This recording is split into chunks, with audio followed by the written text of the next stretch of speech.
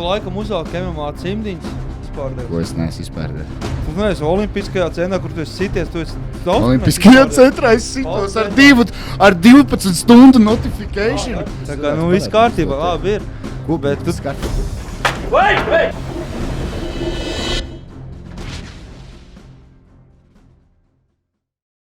21. februāris Šaumī arēnā. Liels cīņu šovs King of Kings. Atkal kārtējs turnīrs viesosies Latvijā un kārtējo reizi vakar galvenajā cīņā divi labi zināmi sportisti, kur savā starpā jau ir cīnījušies un to darīs atkārtot. Kristaps Zutis pret Jurijs Zundovski. Cīņa ir revanžu mačs, kuru grib redzēt daudz. Kas ir atšķirīgs no tās pirmās cīņas? Pirmā cīņa bija klasiskais boks, tad šoreiz būs boks ar MMA cimdiem, 3 raundi pa 2 minūtēm. Sveiki, kungi! Labvakar, labdien, labrīt!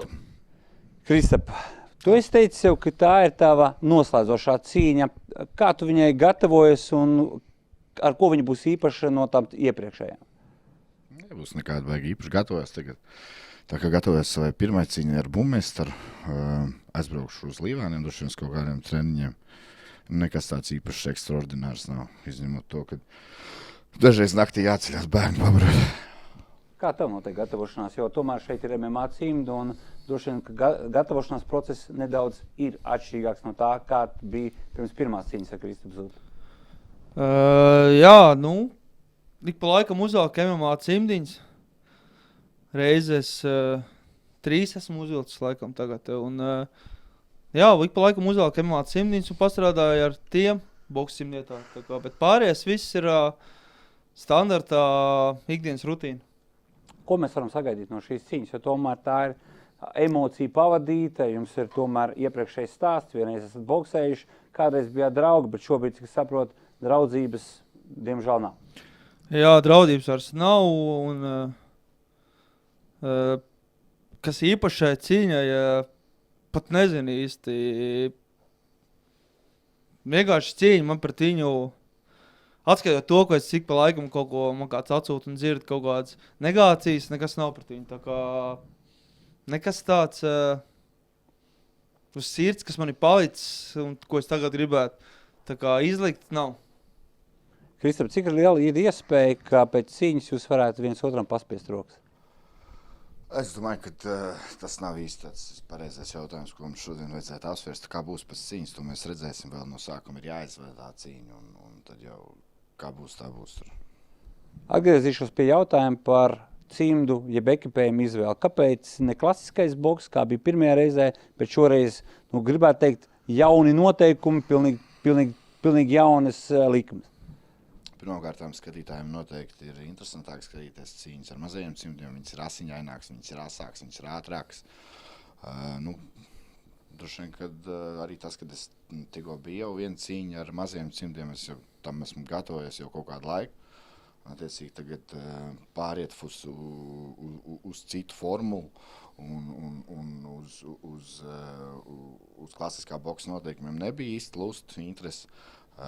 Sākumā tur bija runas par kaut kādu MMA cīņu, bet no manas puses uzstādījums bija, kad gribas tādu pretinieku, kas ir interesants skatītājiem,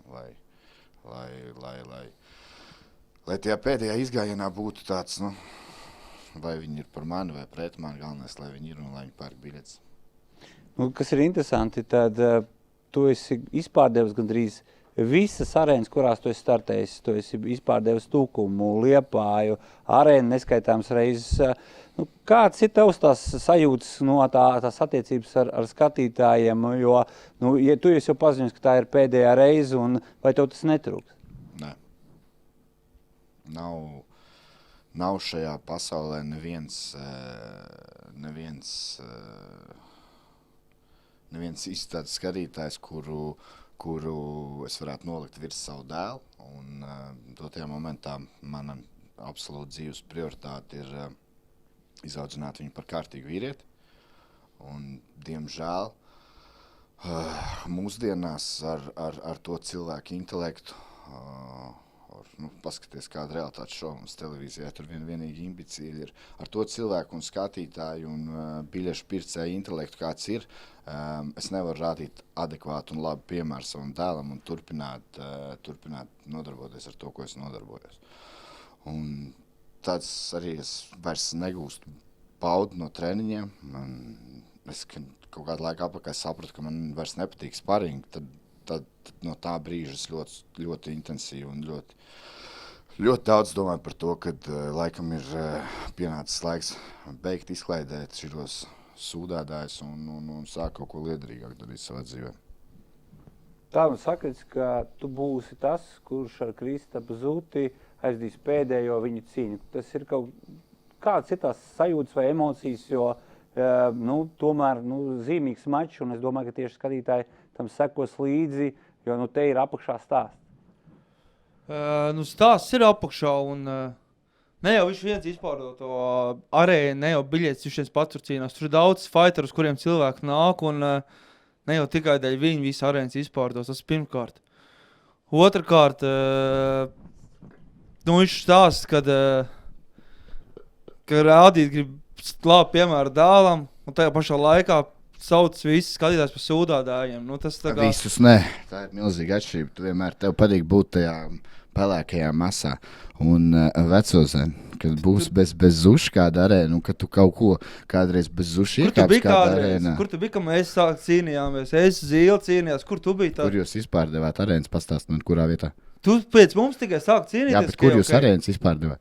Es nesaku, mēs izpārdevām, bet cilvēki daudz nāca skatīties. Bet mēs jau tur runājam par izpārdotām arēnām. Tu vienmēr visas izpārdevs? Tad, kad es piedalos, tad skatītājiem ir lielāka interese, ko es neesmu izpārdevs. Tu neesi Olimpiskajā centrā, kur tu esi sities, tu esi Olimpiskajā centrā es sitos ar 12 stundu notification. Ar 12 stundu notifikāciju es cīnījos Olimpiskajā centrā, un tu to mini kā piemēru. Es esmu cīnījies ar 6 stundām. Es esmu cīnījies ar 6 stundām. Tagad neiet runa par to, kurā momentā tu piekrīt, bet runa ir par to, ko tu vari pārdot un ko tu nevari pārdot. Tu ar savu intelektu. Tu vienīgais var pārdot tikai slavenības bez filtra gaili. To jau tu gribēji, tu jau tur lūdzies apakaļ tikt slavenībās. Lūdzos? Tā man teica, jā.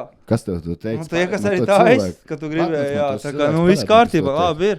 Ko, bet viss kārtībā, kur? Kad es kādam Kad es kādam kaut ko lūdzu, es atbildu. Man viss, ko tu vari, tu pa vasaru atbildu. Stop. Jā, viss. Lūgu man saka, to es tev pasaku. Stop. Šajā brīnišķīgajā vakarā noslēgumā mēs ar Jāni Eisiku vēlam jūs visus uzaicināt 21. oktobrī. 21. februārī, jā, jūs redzējāt. Ja jums liekas, ka ārā ir augsts, tad saprotat, ka Xiaomi arēnā 21. februārī būs ļoti karsts. Pat varbūt karstāks, nekā varat domāt. Un tiekamies lielisks šovs, kurā Kristaps Zutis noslēgs savu profesionālu karjeru.